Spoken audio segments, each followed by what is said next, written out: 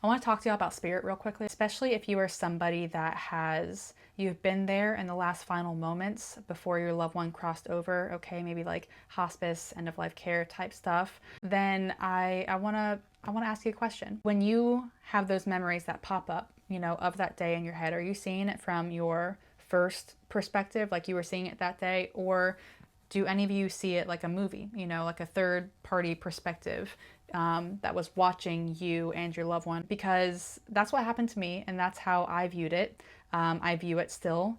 And it wasn't until after my awakening and going through my mediumship development and learning about spirit where it just kind of all made sense to me. Because any time that day would pop up in my head, I was not seeing it from my perspective, what I was actually seeing that day, looking down at my Nana. It was always like a movie, like someone back here watching and like showing me holding my Nana. And ever since I learned that, sometimes spirits, when they're in that kind of state, their soul will leave their body, or at least a part of it, will leave their body before the final, transition. And it just made me feel as if anytime that would pop up, and not that, I mean, I can, if I want to try to visualize what I was seeing that day, I certainly can. Okay, it's a memory, it's not going anywhere. But when it just randomly pops into my head, I always see it in that third perspective, and it just made me feel like it's my Nana that is showing me that she saw everything and she heard everything.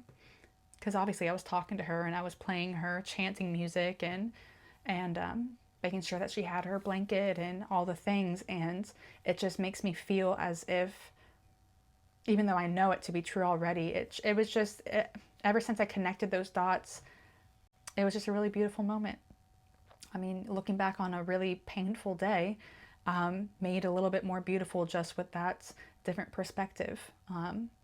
That she was there and she heard everything that I said, and all of that. So I just wanted to share a little bit of that with you, with whoever resonates with that kind of story or experience, and I was curious to see if that happens to you too.